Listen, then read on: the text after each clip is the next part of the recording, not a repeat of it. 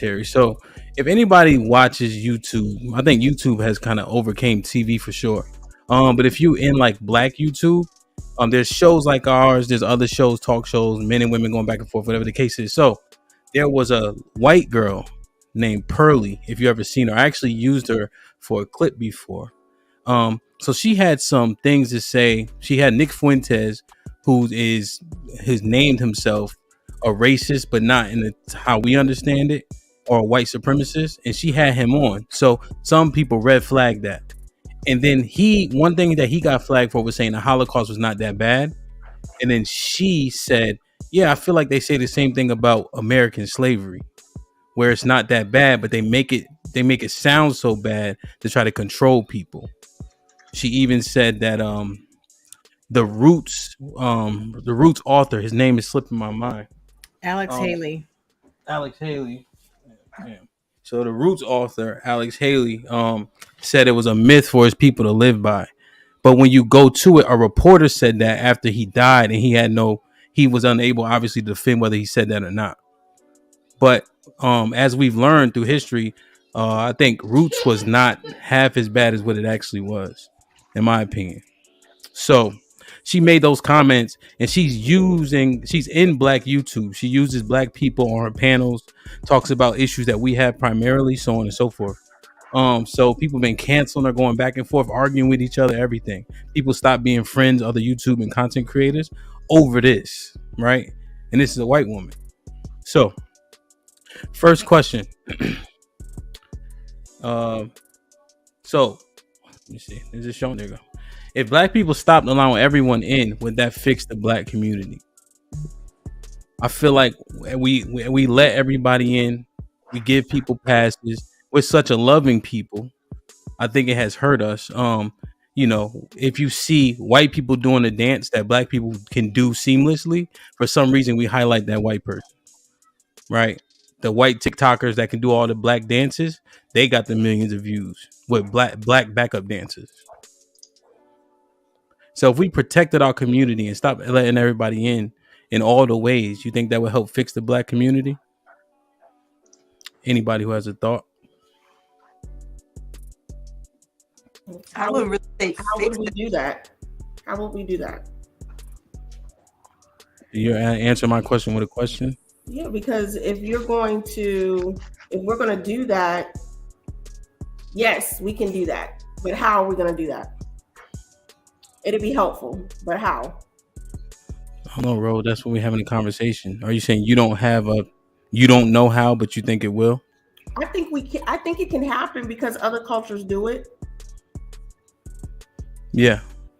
So Q, go ahead. You about to say something at the same time as Ro? Mm-hmm. Yeah, no, I don't think that it can fix the black community, but I do think that it would help remedy certain things because we're giving away so much of our little bit of culture that we've created, and anything that belongs to us that is, what I would call the closest to being indigenous is just like, oh, here it is. Oh, you want to learn how to make this? Here you go. Here's the recipe. You want to learn how to sew? Here you go. You want to learn, you know what I mean? We're so easy, with I should say eager to give away those things, right? Mm-hmm. And I think there's a gift in safeguarding things. And as Ro, I think, was trying to hit on is, you see that with other cultures where mm-hmm. we might know a little bit, but you don't see niggas sitting around cooking halal. Because they're not coming off of that shit like that. Mm-hmm. But to your point, we're inviting everybody to the cookout. Charlie burnt the hot dogs on accident. He's invited to the cookout. Word. Yeah, like you see Chinatown, right? Koreatown, so on and so forth. Anybody else got a thought? Agree with Q. I don't think we as black people have anything of our own. Not to say that stopping allowing people to enter our community is going to fix all the problems, but I definitely think it's a start. Nothing is ours. Nothing. You look at the Chinese community, you look at the Korean community, they have their their niches. They have their things. But as Black people in this culture, what do we have that is ours, that is sacred, that is just for us? We don't have a safe space anymore because we've fallen into the realm of we have to share. And I don't know, I think maybe it's just something that historically, like, things were taken away from us. We feel like we don't have a sense of ownership. It's not mine anyways to have. I don't necessarily feel that we as Black people in this country have ownership in anything when it comes to our land, when it comes to our homes. And I think the same with our culture. We just give it away, or that we give it away, or we're afraid to push people out of things for fear of rejection and fear that we can't do things on our own. What do you mean own like your land? You talking about we live like in rental properties? Yeah, Like, what do you mean? I think that's something small, but I just, in general, like, we don't own our own stuff. We don't own our own homes. I don't have the statistics on it, so don't get at me for that. When I think about other communities, when people come into this country, they will all put in for one home. They will all stay in there together, and then they go ahead and then they'll buy something else. So they're there building up their own community on their own. You can't build your community when all we're doing is renting generation after generation after generation. Chief, you think we don't own anything? Not in comparison to the masses, no. So our ownership is diminished in a sense because it's on a much smaller scale than the grand scale of the grand scheme of things. You know what I'm saying? Like, I recently wrote a piece about the sports and whatnot. It's 122 major professional sports team, only one Black owned. You know what I'm saying? So like, we don't own stuff to that regard, but like they were saying, there's Little Italy, there's Chinatown, Koreatown, and then there's the ghetto. That's what's attributed to Black people. You know what I'm saying? So to answer your question, no, we don't necessarily own anything to the masses as others do. This final thought. Just have a good night, everybody. I guess I'll see you next Tuesday. Word. Mary. We need to keep trying to build stronger Black families to help our Black little boys and girls. Word. Ro. The remedy to fix the Black community is to teach our children about the country that they live in and how to survive in it. Word. Q. I'm with a Black woman for real. My baby chocolate. Y'all be safe. Word. Sorry. No, Yeah. my bad. Go ahead.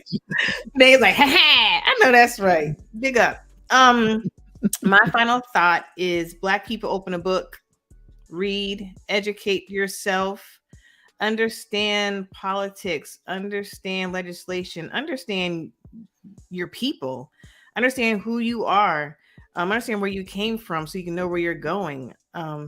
Just educate yourself. Education is so pivotal, so that you can break the shackles of your mind off.